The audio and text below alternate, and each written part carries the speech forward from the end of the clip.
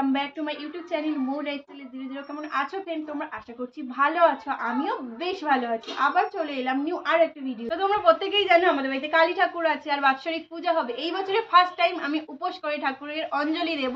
ঠাকুর রং হওয়া থেকে শুরু করে প্যান্ডেল সমস্ত কিছু তোমাদের সাথে শেয়ার করবো। আশা করছি ভিডিওটা তোমাদের অনেক অনেক ভালো লাগবে। ভালো লাগলে কি করতে হবে বলো তো? অবশ্যই চ্যানেলটাকে সাবস্ক্রাইব করতে হবে। তো চলো শুরু করা যাক। 2 বছর বাৎসরিক পূজা হয়নি আমাদের অসুস্থ থাকার কারণে, তাই ঠাকুরের অবস্থা তো একদমই খারাপ হয়ে গিয়েছিল। কাকুকে ডাকা হয়েছিল, কাকু সুন্দর করে ঠাকুরকে পরিষ্কার করে নতুন করে রং ও নতুন করে শাড়ি পরিয়ে দিয়েছিল। এই কাজগুলি করতে মোটামুটি 4-5 দিনের মতো সময় লেগে যায়। বছরে একটা বার কাকুকে আমাদের বাড়িতে আসতে হয় ঠাকুর রং করে দেওয়ার কাজে। বাড়িতে পূজা হচ্ছে মোটামুটি 10 বছর, কাকুই প্রতি বছর ঠাকুরকে সুন্দর করে রং করিয়ে দিয়ে যায়। বছরটাতে একটু তাড়াহুড়ো ছিল কারণ মন্দিরটাকেও নতুন করে রং করা হয়েছে, সাথে ঠাকুরও রং হচ্ছিল সেই কারণের জন্য। পূজার 2 দিন আগে দিদি আমাদের বাড়িতে চলে এসেছিল, দিদি আর দিদির ছেলে এসেছিল, আর জামাইবাবু আসবে পূজার 1 দিন আগে। ছেলের কিছু কাজ বাকি ছিল এখানে, সেটাই হচ্ছে ওকে দেখতে পাচ্ছ সকাল সকাল ঘুম থেকে উঠে গেছে। মাসির বাড়িতে আসলে তোর বিশাল মজা, কিছুতেই ঘরে থাকবে না, সারাক্ষণ বাইরে খেলে বেড়াবে, এরকম একটা ব্যাপার। মোটামুটি সমস্ত কিছু কমপ্লিট হওয়ার কথা ছিল পূজার 1 দিন আগে, সেটাই হয়ে গেছে। আর রাতে লাইটিংও লাগিয়ে দিয়েছিল, দেখতে কিন্তু বেশ সুন্দর লাগছিল। সকালে ঘুম থেকে উঠে দেখি দিদি আর জামাইবু ফুল নিয়ে তো একদম চলে এসেছে, কারণ ওরা ভোরে গিয়েছিল ফুল আনার জন্য হাওড়াতে। এই কাজটা প্রতি বছর কাউকে না কাউকে করতে হয়, জামাইবু তো তার জন্য থাকেই ফুল আনার জন্য। আমিও আগে যেতাম, কারণ ওখান থেকে ফুল আনতে সত্যি অনেকটাই কষ্ট, কারণ ভারী যেহেতু গাঁদা ফুল, অনেক রকম ফুল থাকে ঠাকুর ঘর সাজানোর জন্য, সেই কারণে এইবারে দিদি আর জামাইবু গেছে। এখানে সমস্ত কিছু জোগাড় করে আমরা যাচ্ছি জল আনবার জন্য। আমাদের বাড়ির একদম কাছেই প্রতিষ্ঠা করা পুকুর, যার যখন পূজা হয় বাড়িতে এখান থেকেই জল তুলে নিতে আসে। মাও এখানে চলে এসেছে, যা যা নিয়ম থাকে পরপর মা সেগুলো সব কিছু করে এখান থেকে জল তুলে নিচ্ছে। আমি কোনোবার আসি না, এইবারে এসেছি আমার এই সব কাজগুলো করতে, আর দেখতে তো ভীষণই ভালো লাগে। তো এখান থেকে জল তুলে নিয়ে আমরা চলে আসছি বাড়িতে।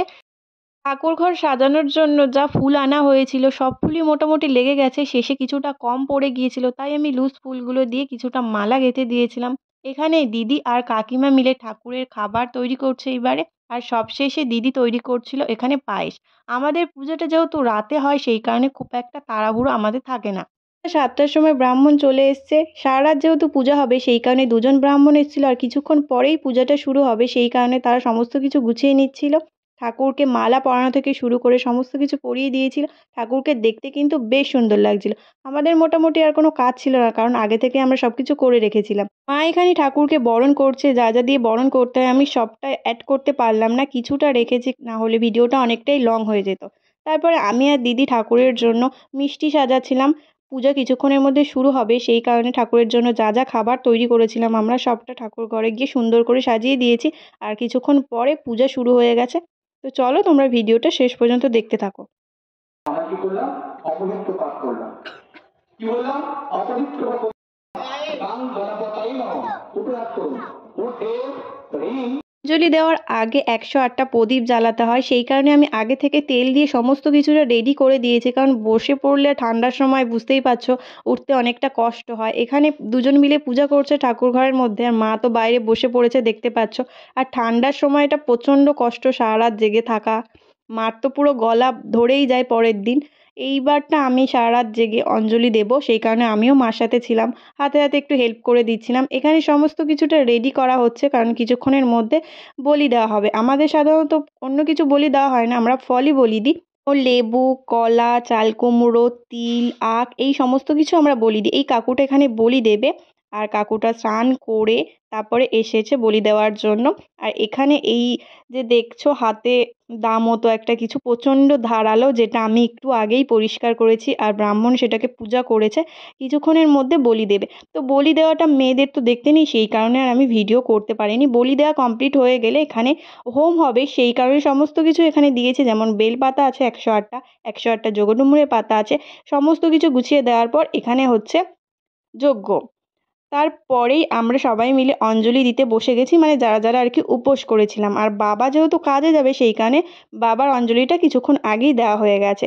কমপ্লিট হয়ে যাওয়ার পর ব্রাহ্মণ ঠাকুরকে আরতি করছে, আরতি করার পরে মোটামুটি পূজাটা কমপ্লিট হয়ে যায়। আর পূজাটা কমপ্লিট হতে হতে মোটামুটি 3:30 একটু বেশি বেজে গিয়েছিল।